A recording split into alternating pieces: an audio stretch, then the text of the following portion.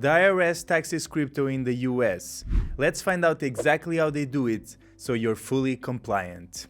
The US taxes crypto at a capital gains and income tax levels, but there's much more to it.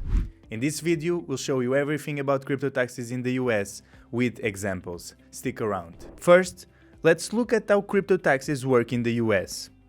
Essentially, you can be taxed in two ways: at a capital gains level or at an income level. Let's look at which taxable events fall under each category. For capital gains tax, we have crypto-to-fiat trades, any crypto-to-crypto trade, purchasing a service or good with crypto, and any NFT trades.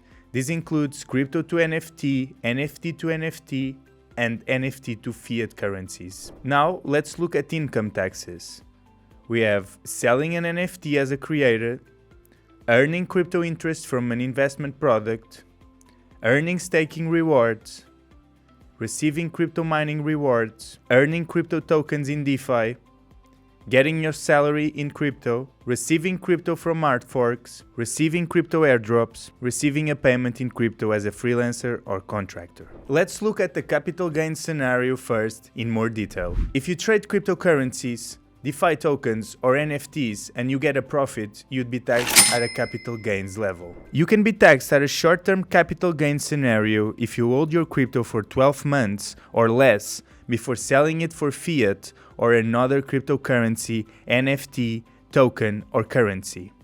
In this case, you'd be taxed at a short-term capital gains level with a tax rate ranging from 10% to 37%, depending on your personal situation. Crypto investors will be subject to long-term capital gains taxes if they hold a crypto for over 12 months before selling it. If you have long-term capital gains from crypto trades, your tax rate will range from 0% to 20%, depending on your situation. Crypto trades are taxed regardless of the exchange or tool that you use. Trades on a centralized exchange or decentralized exchange will be taxed the exact same way. Let's look at an example. Let's imagine that you bought one Bitcoin for $20,000 in November 2020. When you sell that one Bitcoin, your cost basis will be the $20,000. In July 2021, you decided to sell that Bitcoin. At that time, it was worth $40,000. This was your sales proceeds. Since you held your crypto for less than 12 months, you'd be taxed at a short-term capital gains tax rate. In this case, your profit, $20,000, is the difference between your sales proceeds, $40,000, and your cost basis, $20,000. But if you waited more time before selling, you'd be taxed at a long-term capital gains scenario. Using the same example, if you sold your Bitcoin in December 2021 instead of July, you'd be taxed at a long-term capital gains tax rate because you held your Bitcoin for 13 months before selling it. Let's recap. Crypto trading in the US is taxed at a capital gains scenario. This includes any trade between a cryptocurrency, an NFT, and a fiat currency like US dollars. A last remark. If you use crypto to make a payment, you'd also be taxed at a capital gains level.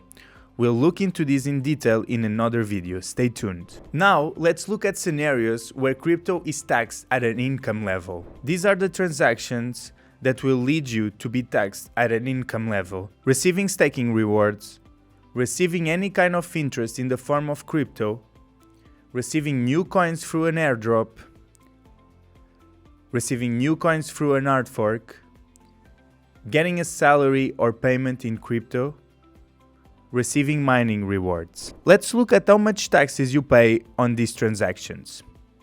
Anytime you receive new coins from any of these events, this is what you should do. You need to determine the fair market value in US dollars of that crypto income, meaning the coins you received at the time you received them.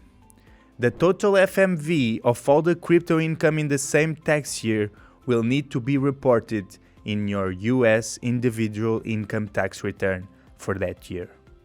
Your tax rate will depend on the total income, including non-crypto income, that you've received in that tax year. The federal income tax brackets in the US for 2023 can range from 10% to 37%. Let's look at an example of receiving a crypto airdrop. In November 2020, a new project called Super Crypto decided to launch an airdrop to promote this new coin. You became eligible for the airdrop after promoting the project online. For that, you received 1,000 coins. At that time, each Super Crypto token was worth 10 cents.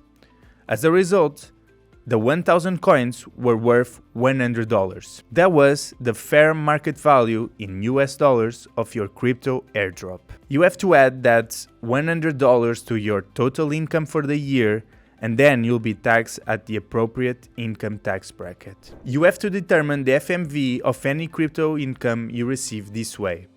The easiest way to do it is automatically with crypto tax software like CoinTracking, where you can just import your trades and we'll tell you the FMV. Now it's time to file your crypto taxes. You need to know two things about reporting your crypto gains and crypto income. You need to generate Form 8949 and Form 1040 to report the gains and losses on each trade you made during the tax year. You need to add all the crypto income you received during the tax year on your income tax return.